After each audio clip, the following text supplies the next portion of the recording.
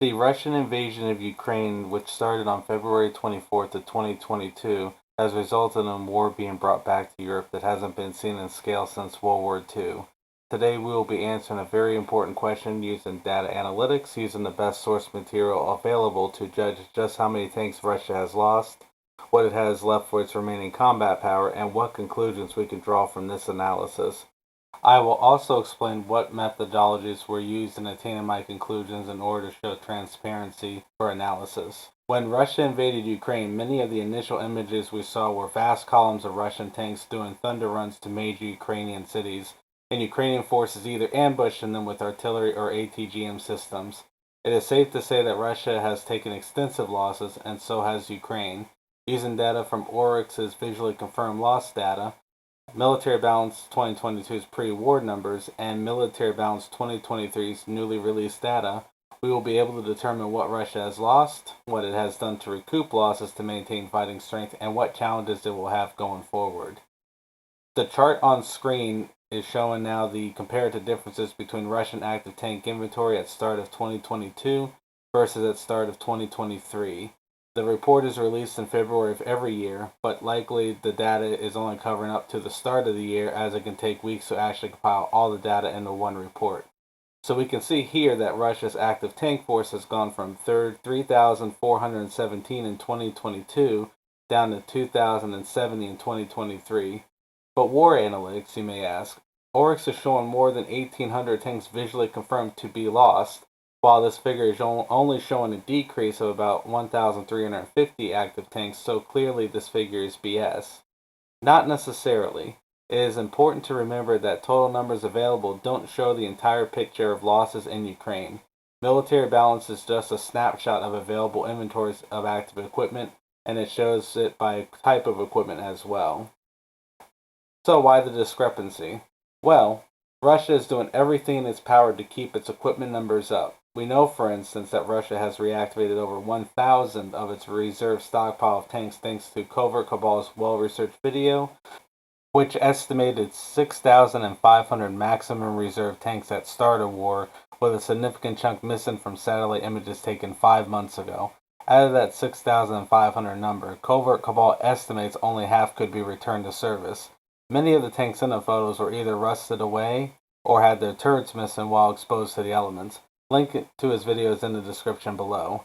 These reserve tanks are comprised of T-62s of various types, T-72A, B, and BA variants, T-80 BV and U models, and T-90 and T-90A types. We have also seen open source intelligence that Russia has possibly taken over 200 tanks from Belarus, and due to Oryx recording at least 6 T-90S losses, that Russia has taken new build T-90S tanks intended for India away to be used in Ukraine as well. There is also new production of T-90 tanks going on, which would explain the increase in T-90M numbers from 2022, as this is the most modern tank in service that Russia has. T-14 Armada doesn't count, as it is currently not in active service, and I don't expect it to be in the foreseeable future, as it seems to be stuck in a prototype stage. Before we go into the actual data, I wish to put a small disclaimer about T-80 tanks and T-72 tank numbers from the Military Balance 23 numbers. On the screen, you can see the data from both 2023 on the left and the data from Military Balance 2022 on the right. You might notice that Military Balance 2023 clumps the tank types together for the naval infantry and the VDV Russian airborne units, which is a problem when trying to determine by type how many tanks Russia has left. So I had to do a bit of extrapolation based on the previous year's numbers and give a guesstimate based on the inventory breakdown from 2022. Any variance of tank numbers apart from my data is going to be a result of miscounting types of tanks rather than overall numbers, which should still remain entirely correct despite this potential guesswork. A large part of data analytics is filling in missing data with the best guess in order to portray an accurate picture, and I wanted to disclose that up front. Thankfully, the guesswork only affects a small number of the tanks by type and does not affect numbers of total tanks at all. After all, 50 T-72B tanks and 50 T-72B3 tanks are still 100 T-72 tanks no matter the breakdown by specific variant. Having said this, I wish to disclose my reasoning by type. For instance, the 100 T-80s in 2022 operated by the naval infantry were evenly split between the two types. So when this was reduced to only 50 T-80 tanks operated in 2023, I decided to split the number evenly again. I did much of the same thing with the T-72 breakdowns of the naval infantry and the VDV, the red outline of my guess versus the breakdown. I feel fairly confident these numbers are actually generous to the number of T-72B3M tanks, for example, being that there are only 30 survivors out of a combined 40 pre-war as my guess, especially since the rallying cry of the naval infantry and VDV early on in the war seemed to be to scream "Ura" and charge in like they were playing CSGO, Suka Bliat Rush Kyiv edition. Jokes aside, when we are looking at the data sets for tank inventories, it is important to also note the actual number of the types in service. Visually confirmed Russian tank losses of the T-80BV and U series is currently 360 out of the 360 they initially had, or a 100% total loss, in other words. But they have 125 in the MB 2023 section, so what is going on here? The answer is that the Russians withdrew at least 125 or more T-80BVU tanks from storage, and they have lost 95 T-80BVM tanks when only 71 are visually confirmed.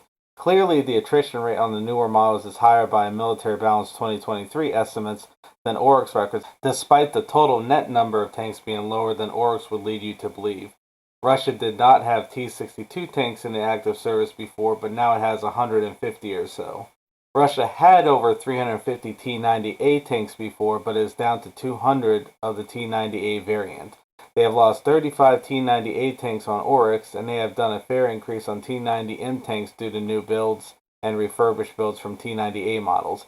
It is likely that many more T-90A have been lost, and quite a few have either converted to T-90M or are being done so right now.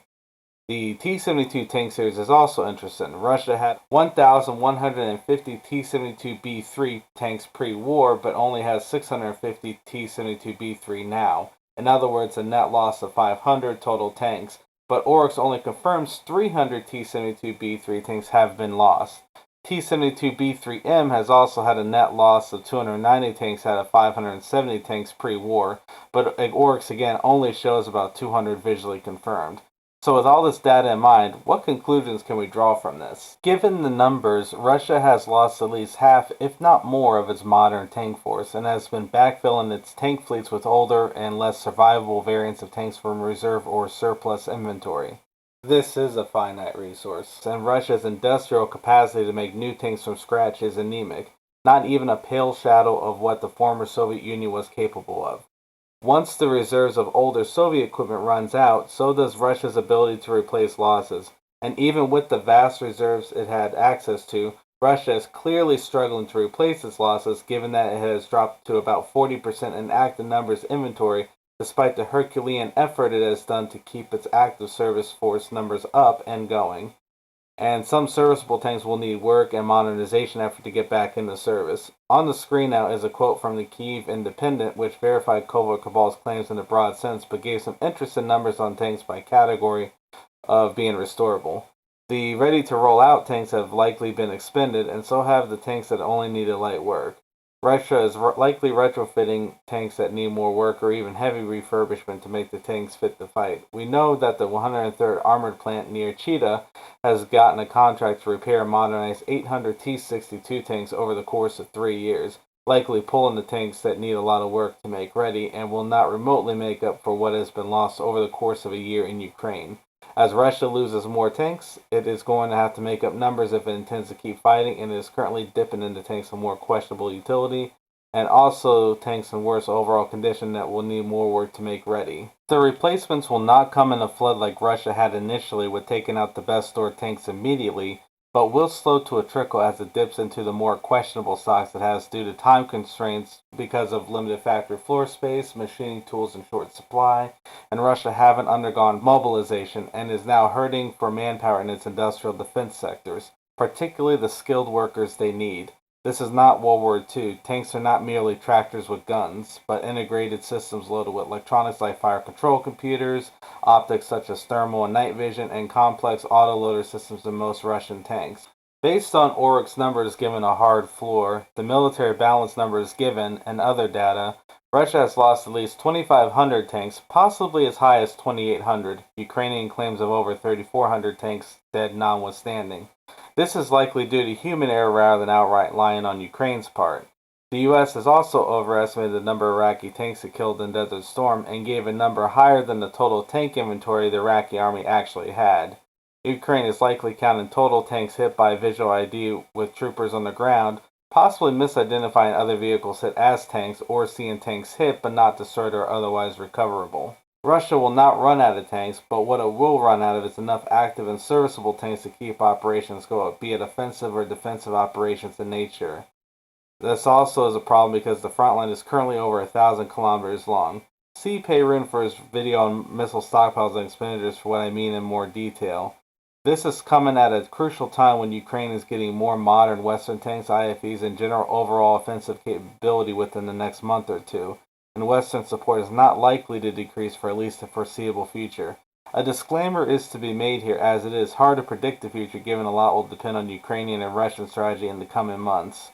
We are entering a critical phase in which both sides are attempting or are about to attempt an offensive, but given current attrition rates, I expect Russia to be nearly out of available tanks by end of 2023, possibly winter of 2024. Thank you for listening to my presentation. If you want to see more content like this, please like and subscribe. I'm currently looking at infantry fighting vehicles, artillery, aircraft, helicopters, several other combat systems in terms of analysis, and I may do a series for much the same on Ukraine's side as well as Russia.